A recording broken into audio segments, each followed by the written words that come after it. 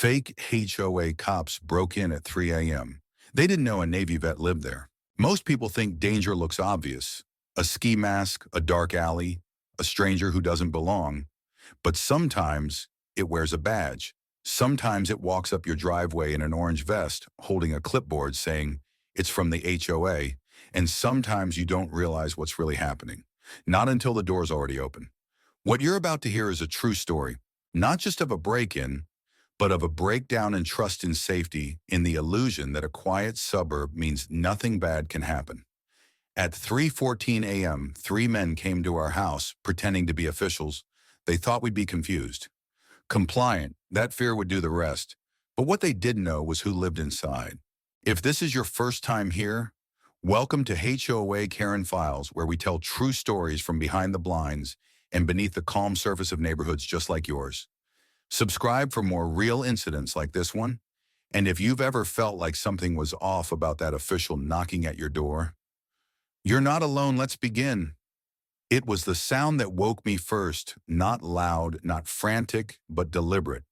Three firm knocks, spaced just far enough apart to feel intentional. Like whoever was at the door didn't care who heard because they weren't asking for permission. I rolled over and blinked at the clock beside my bed. 3:14 a.m. That time of night always feels wrong, even when nothing's happening.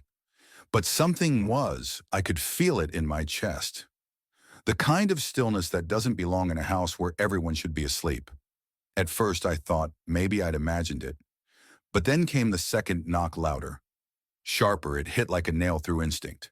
My pulse jumped. I sat up. The house was too quiet.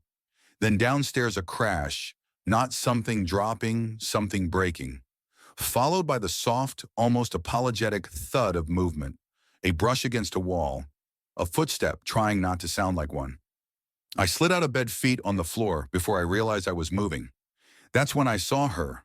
My little sister Emma was standing in my doorway in her pajamas, clutching the doorframe with both hands. She didn't say anything at first, just looked at me with wide eyes I hadn't seen on her before, eyes that understood something was wrong.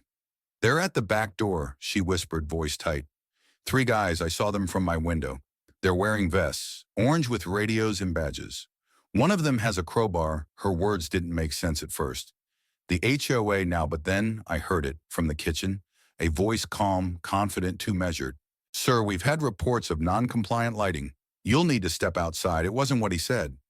It was how he said it, like he'd said it before. Like it was scripted, and that's when the cold set in. Not from the night air, but from something deeper. Because our HOA may have been annoying, nitpicky, and overreaching, but they didn't do surprise inspections, and they didn't carry crowbars. Whatever this was, it wasn't official. It was a performance, a trick, and it was already inside our fence. I didn't hear my father open his door, but moments later he was standing at the end of the hallway, already fully alert. His eyes moved from me to Emma, then toward the stairs, and in that brief moment I could tell he understood everything. He didn't ask questions, he didn't need to. Something in his posture shifted, subtle but absolute. It was like watching an old instinct take over. Without a word, he turned and walked to the bedroom closet. I stayed close as he opened the biometric safe with practiced ease. No fumbling, no panic, just routine. Inside, the rifle waited. It had been sitting there for years, always clean, always ready. He checked it once, slid around into the chamber, and turned to me. His voice was calm, firm. "If they come through that door," he said, "we don't ask questions." There was no drama in his tone, just the cold clarity of someone who'd lived through nights like this before. I nodded. That was all he needed. Downstairs, the voices continued. Still calm, still fake. It was the same tone you'd use for a package delivery or a noise complaint, except this wasn't that. There was something off in the rhythm, like lines from a poorly rehearsed play. "We're just doing a quick compliance check. Step outside, sir." He moved down the stairs in complete silence, staying in the shadows like he'd done it 100 times. I followed quietly, keeping my breath steady, heart pounding in my ears. From the edge of the hallway, we could both see the glow of the back porch, light filtering through the curtains. Shadows moved behind it. I stepped to the window, careful not to make a sound, and eased the blind open just enough to look. Three men stood near the back entrance, mid-30s, dressed like contractors who couldn't agree on a uniform. Their orange vests caught the light, and each of them wore a cheap plastic badge clipped to their chest. One held a clipboard, another a two-way radio. The third, bigger than the rest, kept his hand close to something behind his leg. I looked harder. A crowbar? Up close, the details didn't hold up. Their clothes were mismatched, their badges were barely laminated. The illusion only worked at a glance. Then the one with the crowbar stepped up to the door. He rattled the handle, tapped the glass softly like that would justify what came next. When nothing happened, he brought the metal tool to the frame and leaned into it. And that was when my father spoke. His voice came from the shadows behind me, low and firm, not loud but unmistakable. Last warning. It froze them instantly. The one with the clipboard glanced toward the house. I could tell he couldn't see us, but he knew exactly what he'd heard. There was a moment of pause, long enough for doubt to set in. Then he made his decision. He stepped forward, braced himself, and shoved the door open with his shoulder. It gave easily. He walked in like he still thought this was a routine visit. He never made it more than a step. My father raised the rifle and fired a single round into the ceiling. The sound cracked through the house like thunder-plastered dust raining down from above. The man stumbled back in pure shock, dropping the clipboard. He didn't say a word, just turned and sprinted out the way he came, his shoes skidding on the tile as he disappeared into the dark. I barely had time to process what happened before another figure appeared in the doorway, faster, lower, and clearly armed. There was no act now. He held a handgun with both hands raised and ready. Before he could speak, my father fired twice. The first shot hit the shoulder, spinning the man violently. The second took him off his feet. He dropped hard, his weapon clattering across the tile and vanishing beneath a chair. Silence followed, brief but thick. Then I heard something that sent a chill through me, the faint, unmistakable creak of the dining room window being pushed open. The third one, I didn't think I moved. Crossing the living room, I grabbed the old fireplace, poker leaning near the bricks. Heavy solid iron. I gripped it tight and ran toward the window. The frame was half open now, a set of fingers creeping through the bottom edge. I stepped in and swung. The glass cracked under the force of it, shattering with a sharp, high sound that echoed through the room. I heard a shout outside, surprise, pain, and then rapid footsteps retreating into the night. When the sound faded, I stood still, gripping the poker with both hands. Heart pounding, shards of glass crunched under my feet. From behind, my father turned and looked at me. He didn't say anything. He didn't need to. After the last shot echoed through the house, nothing felt real for a while. The silence was thick, not peaceful but expectant, like the world was holding its breath to see what we would do next. I stood there, still gripping the fireplace poker, the cold metal digging into my palm. My ears rang, my chest was tight. I could see the man my dad shot lying in a pool of shadow and blood on the kitchen floor, wheezing. The second one was gone. The third had run before even getting inside. But I wasn't thinking about them anymore. I was thinking about Emma, about whether she heard it all, about whether she was okay upstairs, alone, hiding in the bathroom where I told her to stay. Dad moved first, not fast, not frantic, just calm, controlled. He stepped over the fallen man, kicked the handgun farther across the floor, then checked the man's hands to make sure he wasn't reaching for anything else. Then he said the first words either of us had spoken in minutes. "Go check on your sister." I didn't argue. I went up the stairs 2 at a time, barely feeling my feet touch the wood. I knocked once, then twice. "Emma, it's me, it's Ben. You can open the door now." It took her a few seconds, but I heard the chair slide away from the doorknob, then the soft creak of the door opening. She was still holding that stuffed fox, still in the same pajamas. Her face was pale but dry. She didn't cry. She just looked up at me and said, "Did he get in?" I nodded slowly, one of them. "But it's over. Is Daddy okay?" "Yeah," I said. "He's okay. We're all okay." It was only half true. The sirens reached us a few minutes later, first distant, then rushing in like a wave of noise. Red and blue lights lit up the neighborhood like a crime scene on TV. The house flooded with people, uniforms, radios, boots stepping carefully across the threshold. One of the officers, a young guy with a buzz cut, looked at me and blinked like I wasn't supposed to be part of this picture. I didn't say anything. I didn't know what I was supposed to look like either. Sheriff Delgado arrived just as they were clearing the last room. She didn't smile, she didn't offer comfort. She just looked around, took one breath, and got to work. She took my dad aside. I watched them talk quietly in the hallway. She never raised her voice, never wrote anything down in front of him, just listened. I heard snippets of what he told her. 3 men, HOA vests, clipboard, crowbar. One got inside, one was armed, the other 2 ran. Delgado nodded, then looked at me. You were involved. I hesitated, then nodded once. She didn't ask how. She didn't say good job, just studied me. Then said, we'll need statements and evidence collection. That was the end of it. The rest of the night blurred by. Emma sat with Mom in the living room, wrapped in a blanket, not saying much. Paramedics came in and out, treating the wounded intruder, stabilizing him for transport. I watched as they carried him out on a stretcher, one arm strapped down the other, hooked to IV fluid. He looked at me once, just a glance. Not hate, not fear. Just blank. Like he didn't care what came next. By dawn, the house was quiet again. Not peaceful, just quiet. The police were gone. The sirens had faded. The back door was boarded up. The ceiling still had dust and a clean hole where the bullet had hit. The kitchen was smeared with blood in places we hadn't noticed yet. We didn't sleep. None of us did. We just sat in the living room. Dad on the hallway chair, Mom on the edge of the couch, Emma curled up next to her. I stood by the window, arms crossed, watching the sun rise through the blinds. No one spoke. It wasn't a silence that needed filling. It was one that demanded respect. When the phone started ringing later that morning, I knew things weren't going back to normal. First it was reporters, then relatives, then strangers. Someone leaked the story to the local news just enough to get it started. From there it spread. A family fights off armed intruders posing as HOA. A father and son protect their home. A 10-year-old girl hides during the attack. It had all the right ingredients. By that evening, we were a headline. The neighbors didn't waste time. Mrs. Jeffries from next door brought over cookies and a casserole we didn't eat. The guy across the street waved nervously, like he wasn't sure if we'd become famous or dangerous. People were kinder than I expected.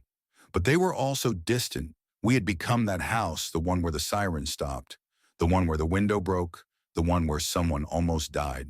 We didn't go outside much those first few days. When we did, people stared just long enough to make you wonder what they were thinking. The HOA, of course, responded with a statement, polite, legal, polished. We express our deepest concern and sympathy to the Myers family during this difficult time. We have no affiliation with the individuals involved and are working closely with law enforcement. It sounded nice until the second paragraph. While we understand the need for vigilance, we also remind residents that lethal force should only be a last resort. Our neighborhood prides itself on peaceful conflict resolution. Dad read it in silence, then set the paper down and didn't speak for hours. Emma drew another picture that night. This one was of our house, the porch lights on the windows, boarded, and all of us standing in front, me holding a stick. Dad holding nothing. She drew herself smiling. She titled it, Safe. Now I wish I had believed it. The media didn't knock. They just showed up. The morning after the shooting, there were already 2 vans parked at the far end of our street. Camera crews milling around, pretending not to stare at our house. By noon, someone had already posted drone footage online, a bird's-eye view of our backyard, our shattered window, the stretch of yellow police tape that cut across the lawn like a wound. They blurred our faces, sure, but the address was easy to figure out. By the end of the day, we weren't just a family with a story, we were the story. That night when I opened YouTube, our street was in a thumbnail. Retired Navy vet takes down fake HOA intruders. You won't believe what happens next. There were reaction videos, breakdowns, TikToks explaining how to tell a real badge from a fake one. People were praising us, criticizing us, twisting what happened to fit their own narratives. Some thought we overreacted. Others said we didn't go far enough. None of them were there. The HOA issued a public statement within 48 hours. It started like a condolence formal clean. We stand in support of the Myers family, they wrote, but the second half was harder to swallow. We strongly discourage the use of personal firearms in matters related to property enforcement. All concerns should be directed through official HOA channels. It wasn't just a warning. It was a message, stay in your lane. Dad read it without blinking. Then he folded the paper in half and tossed it into the trash. He didn't say anything. He didn't need to. Neighbors started acting differently. Some came by with flowers, others avoided eye contact. One guy across the street, a guy who'd once offered me a ride to school when it rained, just stood at his mailbox for 10 straight minutes, one afternoon staring at our house like he was trying to see through the walls. We became the example. The cautionary tale. Not just for home security, but for everything: gun ownership, parenting, privacy, power, people whispered. And I started noticing how much people can smile while still pulling away from you. Then there was the envelope. It came 3 days after the story broke wide. Not through the mail, slipped under our front door, like a threat too polite to knock. It wasn't from the police. It wasn't from the HOA. It was from our insurance company. Subject policy reevaluation. They called it a risk review. What they meant was, we saw the news. We don't like what it might mean. Your claim is valid, but don't expect next year's premium to be. I showed it to Dad. He didn't get mad.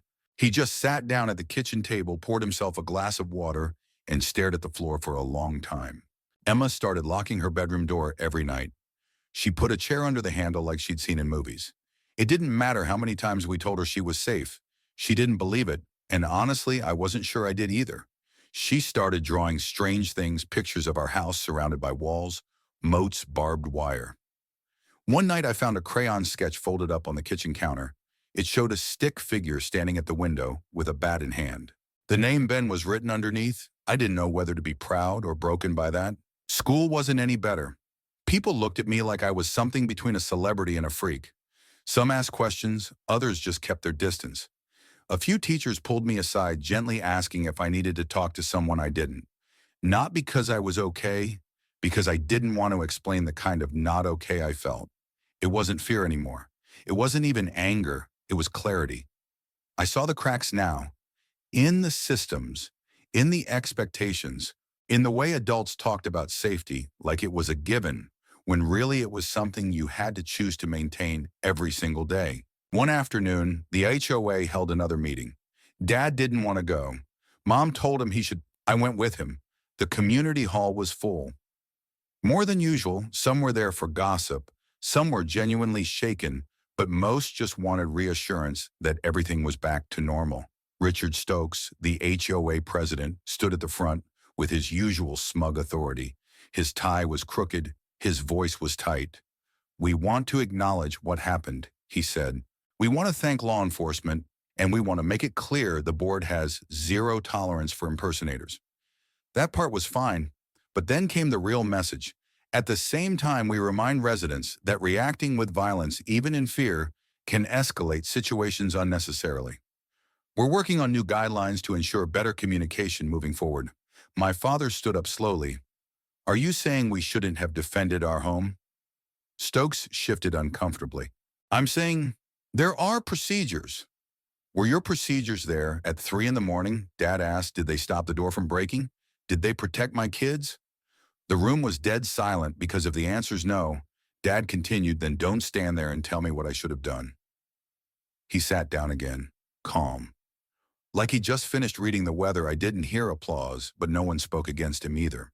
That night we got a knock at the door. A quiet one. No clipboard, no badge. Just a kid, maybe 19, nervous, holding a piece of folded paper. "My dad's on the board," he said. "I'm not supposed to say anything, but they're watching your house again." I asked who. He just said, "You should be ready." Then he walked off into the dark. We all thought it was over. The locks were changed, the glass was replaced, and the headlines had moved on. But fear doesn't leave just because the police do. It lingers in the hallways, in the corners of rooms, in the silence between footsteps, and in the eyes of a 10-year-old girl who suddenly asks if she can sleep on the couch every night. Emma stopped asking why. She just came downstairs with her blanket and her stuffed fox. No one sent her back to bed. I'd started doing the same. Not with a blanket, with the poker. I kept it by the wall now, next to the hallway, leaned up like part of the furniture. Dad never said anything about it. He just checked the rifle every few days, like someone might have touched it without asking. Then one morning just before sunrise, I found it, an envelope on our porch. No stamp, no handwriting, just sitting there, dead center on the doormat.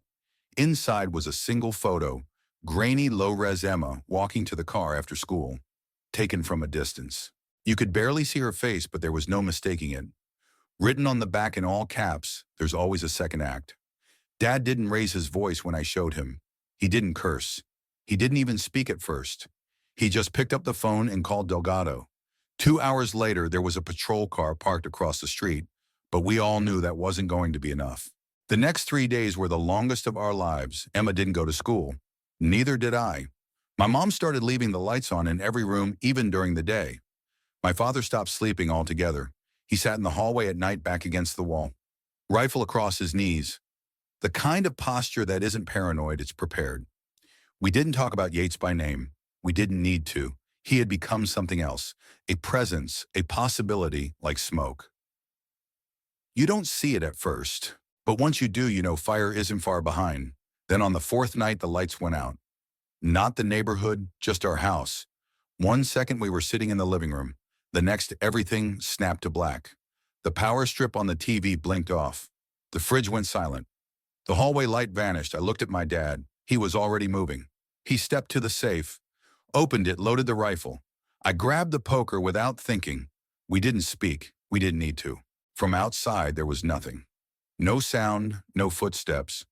Just the low hum of night and the faint chirp of a distant street lamp. Then, the motion sensor light clicked on at the side gate. I felt my heart drop. There was a figure moving along the edge of the house, slow, deliberate, like someone who already knew the path. Gravel crunched under boots, then a soft metallic scrape. The back door creaked. It opened. Not kicked, not forced, unlocked from the outside. That's when I realized he hadn't just come back. He had studied us, watched us, waited. He stepped inside like he belonged there. Same gray hoodie, same dead calm face, Derek Yates. His voice was low, almost casual. Didn't think I'd come back, did you? My dad was already in position, rifle raised, but not yet aimed. His breathing was steady. Mine wasn't. Yates looked around like he was surveying a job site. I didn't come to finish anything, he said. Just wanted to see who really shot you or the boy. Then his eyes landed on me. You, he smiled. It was small, dismissive, like he was still in control. And then he reached behind his back. That was the moment my father moved. One clean motion, one pull of the trigger. The sound of the shot slammed through the room like a door being ripped off its hinges. Yates dropped to the floor with a scream, clutching his side. A small pistol clattered across the tiles and spun into the shadows. He'd lied. He was armed. He was here to finish it. I stepped forward, poker, raised not to strike but to stand. We didn't say anything as we held him there, just breathing, just listening to the sirens growing in the distance. No fear now, no adrenaline, just the weight of everything that led to this moment. Delgado was the first to walk through the door. She looked at Yates, then at us, and didn't ask a single question. She just said, "You should have stayed gone." He didn't respond, not with words, just a look, no longer smug, no longer sure. That part of him was gone, and for the first time in weeks, I felt something I hadn't allowed myself to feel. Closure. Some people think safety is something you're given. A neighborhood, a fence, a lock on the door. But the truth is, safety is something you hold with your body, your voice, your choices, and sometimes your silence. My father never wanted to be a headline. He didn't act for applause or coverage. He acted because that's what you do when the people you love are on the other side of the wall and someone's trying to come through it. That night didn't turn us into heroes. It just showed us who we already were when the moment came.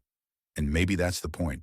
You never really know where the line is until someone crosses it, and you're the one who has to hold it.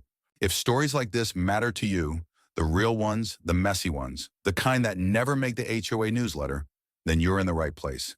This is HOA Karen Files, where we bring you true stories from behind the fences and under the porch lights. Subscribe. Share this with someone who thinks it could never happen in their neighborhood. And most of all, stay aware, stay grounded, and never mistake a clipboard for authority. We'll see you in the next one.